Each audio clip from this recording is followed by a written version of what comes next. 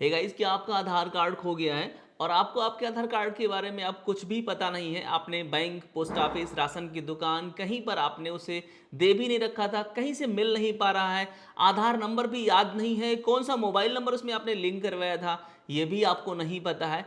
अब आपको वो पुराना आधार कार्ड कैसे मिलेगा? जब भी आप नया आधार कार्ड बनवाते हैं तो वो रिजेक्ट हो जाता है, ऐसा कुछ बोल करके कि भाई आपके पास पहले से ही आधार कार्ड है, आपका नया आधार कार्ड नहीं बन सकता है। तो आप बहुत ज़्यादा परेशान हो जाते हैं। अब आपका आधार कार्ड कैसे मिलेगा जो पुराना वाला खो गया या जो बनकर कभी मिला ही नहीं? जब भी नया बनवाते हैं ये बताता है कि आपका आधार कार्ड पहले से ही बना हुआ है। ऐसे में जब आप कहीं पे जाते हैं, किसी दुकान पे, किसी सेंटर पर, तो आपसे बहुत ज़्यादा पैसे मांगते हैं और बहुत लोग मना भी कर देते हैं कि भाई ये नहीं बन सकता। तो आज के इस वीडियो में हम आपको कंप्लीट गाइड करेंगे, बिना पैसा खर्च किए आपको आपका आधार कार्ड मिल जाएगा। लेकिन इसके लिए आपके पास एक स्लिप होना चाहिए। अगर आपका आधार कार्ड गुम हो गया है तो नया आधार कार्ड आप बनवाइए, उसमें एक एनरोलमेंट नंबर मिलेगा, कुछ इस प्रकार का आपको एक स्लिप मिलेगा। इसमें आपका नामांकन संख्या यहाँ पे होगा और उसका तिथि कब आपने बनवाया और उसका दिनांक। ये जो नया वाला स्लिप आप बनवाएंगे, नया आधार कार्ड जब बनवाएंगे, तो ये आपको नया एनरोलमेंट नंबर, नया डेट एंड टाइम, ये तीनों चीज़ें आपको मिल जाएंगी नया स्लिप में। अब आपको क्या करना है, सीधे आ जाना है uidi.gov.in इस पोर्टल पर। इस पोर्टल का लिंक आपको डिस्क्रिप्शन बॉक्स में मिल जाएगा और यहाँ पे आएंगे वेलकम टू माई आधार। यहाँ पे आने के बाद आपको check enrolment and update status, इस पर क्लिक करना है। यहाँ पर क्लिक करेंगे तो ये जो enrolment ID, serial number, URN number लिखा हुआ है, तो आपको आपके पास सीरियल नंबर या यूआरएन नंबर तो होगा नहीं, आपके पास एनरोलमेंट आईडी होगा। कौन सा वाला? नया वाला, जो आपने नया आधार कार्ड बनवाया। यानी आपको वो पुराना आधार नंबर या आधार कार्ड पाने के लिए एक नया आधार कार्ड बनवाना पड़ेगा। जो भी डॉक्यूमेंट लगते हैं उसका इंतजाम करके, और जब उसे बनवाएंगे तो उसमें जो 14 डिजिट का एनरोलमेंट नंबर, डेट और टाइम मिलेगा, उसे आप यहाँ पर डालेंगे।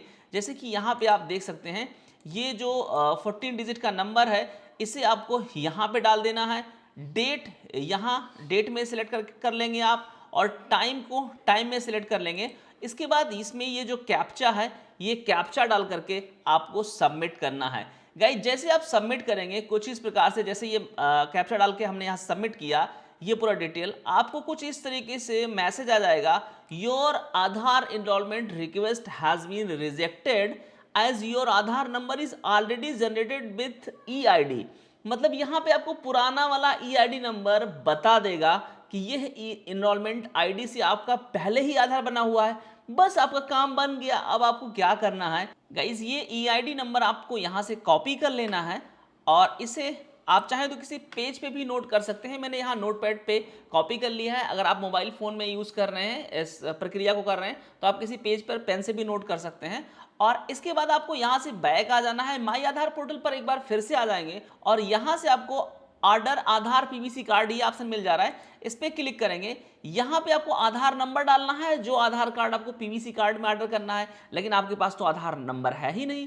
फिर आपको यहाँ पे ऑप्शन सेलेक्ट कर लेना है एनरोलमेंट आईडी नंबर। यहाँ पे आपको ये जो नया वाला आईडी नंबर आपको मिला है, ये डालना है। तो इसमें से जो स्टार्टिंग में 14 डिजिट हैं, इस 14 डिजिट को आप कॉपी कर लेंगे और यहाँ ला करके आप पेस्ट कर देंगे। यानी कि जो आगे के 14 अंक होंगे, उन 14 अंकों को आप एनरोलमेंट नंबर में डाल देंगे। इसके बाद इसमें आपको ये 14 डिजिट हमने हटा दिया, बाकी का जो ये डेट एंड टाइम का कॉन्सेप्ट इसमें बच रहा है गाइज। यहाँ पे देखें, इधर जो सबसे पहले 4 अंक बचेगा वो ईयर होगा, उसके जस्ट बाद का जो अंक होगा वो मंथ होगा, और लास्ट में जो 2 डिजिट बचेगा वो डेट होगा। तो यानी यहाँ पे जो मैं देख पा रहा हूँ, इसके हिसाब से 2016 9वां महीना और 16 तारीख, इसके हिसाब से कंफर्म हो रहा है। तो यहाँ पे हमें क्या करना है, ईआईडी डेट पर हमें 2016 सेलेक्ट करेंगे और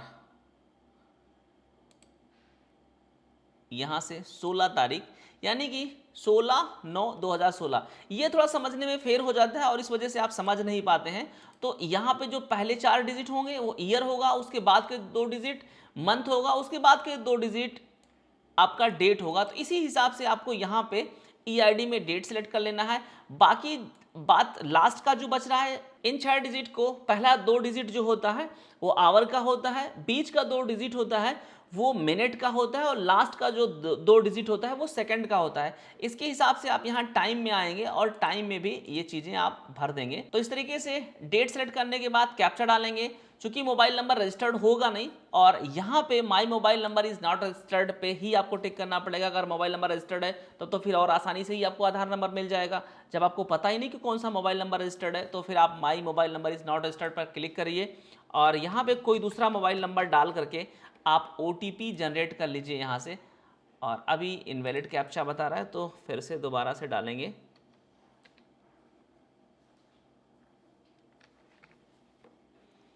OTP सेंड करेंगे और OTP जनरेटेड हो गया है।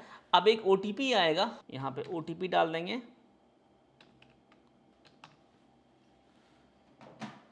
और टर्म एंड कंडीशन को एक्सेप्ट करेंगे, क्लोज करेंगे, इसे सबमिट करेंगे।